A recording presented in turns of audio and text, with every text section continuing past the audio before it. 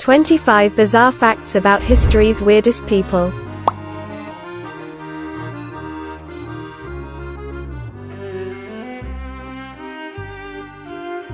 From billionaires with bizarre hobbies to soldiers with strange secrets, the world has seen some pretty peculiar characters over the years. More often than not, these weirdos and their antics have proven to be a lot more interesting than they probably ever intended to be. Philosophically speaking, why? Refusing to conform to the norms of society isn't just a modern eccentricity. Some examples of it go all the way back to ancient times. When it comes to history's weirdest people, we'd be remiss not to mention Diogenes the Cynic, for instance, an influential figure in the development of Greek philosophy. While he may have influenced many people's thoughts over the years, we can only hope he didn't influence their behavior. Upon his arrival to mainland Greece as a young man, something seems to have gone off in his head that prevented him from ever behaving in a normal human manner again, regardless of how sharp his mind remained. It all started when he abruptly decided to throw away every single one of his belongings in order to adopt the lifestyle of a beggar. The only items he held onto were a bowl to eat and drink from and a small cloth to hide his private parts. Class clown as most philosophers of his time probably would have done if given the opportunity, Diogenes regularly sat in on lectures by history's most legendary philosopher, Plato. But he was prone to a bizarre habit during these lectures. For some unknown reason, Diogenes would intentionally eat as loudly as possible while Plato was speaking in order to disrupt his lessons. Like a chicken with its feathers cut off in another showdown with the legendary Plato, Diogenes barged into one of the famous philosopher's lectures holding a chicken whose feathers he had plucked off in his hands. He shouted out, "Behold! I've brought you a man." This ridiculous stunt was an attempt on Diogenes' part to demonstrate that he had disproven Plato's belief about what defines a human being. Plato had previously defined a human being as a featherless biped. As one might have expected of him, Diogenes managed to find the most absurd, offensive, and sarcastic way he possibly could to make his point, though, in hindsight, he probably could have found a way to do so without harming a poor, innocent chicken in the process. I do what I want, when I want, where I want. Just in case you aren't already convinced that Diogenes was one of history's weirdest people, don't worry, we haven't even gotten to his most disturbing habit yet.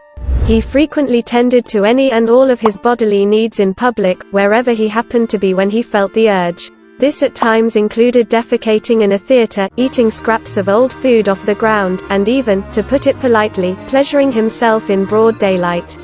Man's best friend. Those who knew Diogenes reported that he was unusually obsessed with dogs, and even often enjoyed acting like one.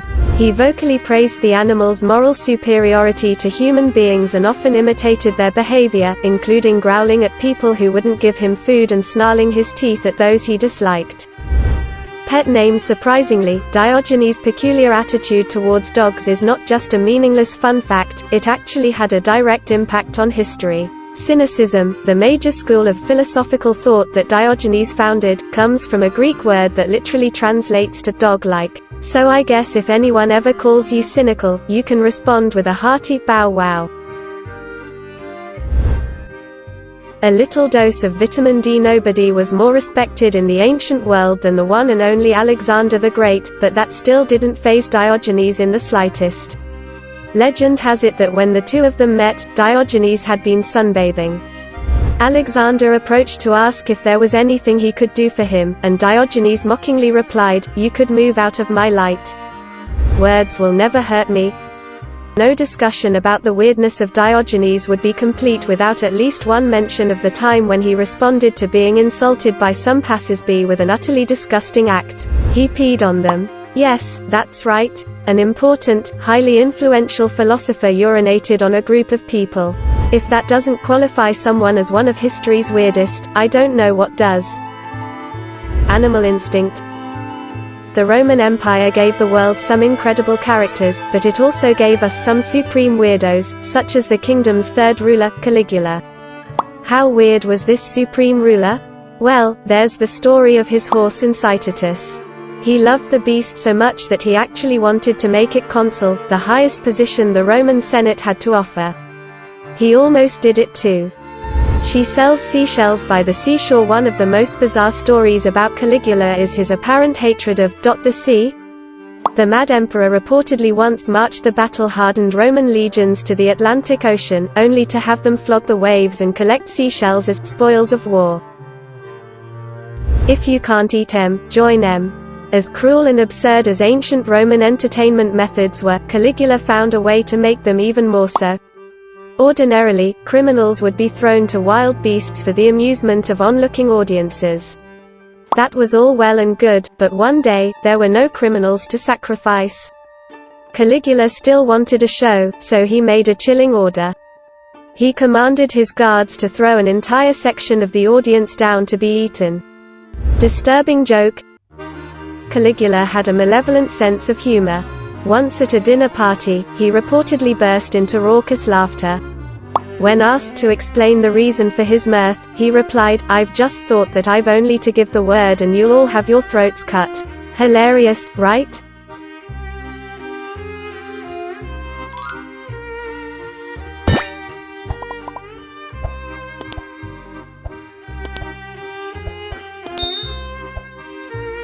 Now that's what you want in a leader. Caligula was an utterly deranged ruler, but Emperor Nero was somehow even worse. Nero ruled when the Great Fire of Rome struck, destroying massive swaths of the great city. But this devastating blaze was no accident. Nearly every ancient source claims that Nero himself started the fire, either because he wanted the space to build himself a lavish palace or because he simply hated the city's ancient architecture. The only historian who didn't outright blame Nero was Tacitus, who said he was unsure if Nero started it. A love-hate relationship. Nero also had a very bizarre obsession with his mother, which drastically oscillated from extreme love to extreme hatred. After having obediently followed her advice on every single decision he made from the throne during the first 5 years of his reign, Nero's attitude towards her changed when she disapproved of his extramarital affair. Furious, he dealt her a cold-hearted betrayal. He had her executed. I guess that's one way to solve family differences. Holy beef. Over the past 2 millennia, all kinds of characters have assumed the role of Pope, and among them was one of history's weirdest people, Stephen VI. Suffice it to say that this Pope seems to have missed the parts of the Bible that denounce holding grudges. Stephen absolutely despised one of his papal predecessors, Pope Formosus, and throughout his tenure, he stopped at nothing to make that clear to everyone. Rest in pieces. 8 months after Pope Formosus had already passed away and been buried, Stephen VI decided that even death was not enough to end his obsession with his rival. He ordered his predecessor's corpse to be dug up, removed from its coffin, dressed up in its former papal uniform, and put on trial to answer for everything Stephen felt he had done wrong. Due process. During the trial of Formosus' corpse, Stephen VI hired a deacon to answer on behalf of the deceased pope and confess to all of the new pope's accusations against him. When the humiliating posthumous trial ended, Stephen still wasn't satisfied, so he then ordered Formosus' body to be thrown into the river. All weird things must come to an end. Supporters of poor Formosus were outraged by Stephen's antics involving his corpse and decided that enough was enough. Shortly after that episode, Stephen was overthrown and thrown in jail, before his enemies strangled him to death. The original Mr. Bean, one of the weirdest and scariest characters to emerge from the medieval era, was Scotland's Sawney Bean.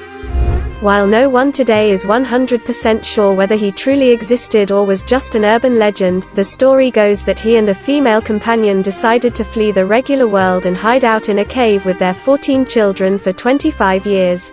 Growing pains as a clan of 16 living in a small cave, things got real weird, real fast. Having no one else to socialize with, many of Bean's children developed incestuous relationships and had children of their own. The bizarre family troupe eventually grew to a total of 48 people. But as if that isn't bad enough, this family had an even darker secret. A hunting we will go, so the story goes. While living in the cave, Sawney Bean and his family developed a disturbing habit: they started hunting and eating the people who lived in nearby villages. Over the course of the 25 years they spent living in the cave, they killed hundreds. In fact, going to hunt for people to eat was the only reason that family members were ever allowed to leave the cave. Doggy bag, or person bag. Eating human beings is a terrible thing to do, but I guess you could say Bean made the best of it. Apparently, whenever one of his kids or grandkids would bring back a victim, Bean was careful and resourceful enough to set aside some of their victims' body parts as leftovers to be pickled and saved for eating at a later time. The Bean family's reign of terror finally came to an end when they picked the wrong guy to target as their next dinner. When they attacked a man who happened to be highly skilled in combat, he put up a huge fight and made as much noise as he possibly could so that his neighbors would realize something was wrong. The family was soon caught and executed, never to let their weird lifestyle harm anyone else again. Smell ya later. As far as eccentric millionaires go, none can compare to 19th-century aristocrat Henry Cyril Paget, the 5th Marquess of Anglesey. Not only did he have extremely lavish tastes and dress in extravagant, jewel-covered robes wherever he went, but he even had his car rewired to emit the smell of perfume instead of exhaust fumes. I'm sure that's what his parents had in mind when they left him their fortune. Paget's obsession with jewelry and showmanship extended far beyond his clothing and vehicles. In fact, it even got in the way of his love life. Though he never seemed interested in consummating his marriage, he did occasionally demand that his wife pose for him in the nude so that he could cover her from head to toe in jewels. Subscribe to my channel now. Press the bell icon on the YouTube app and never miss another update.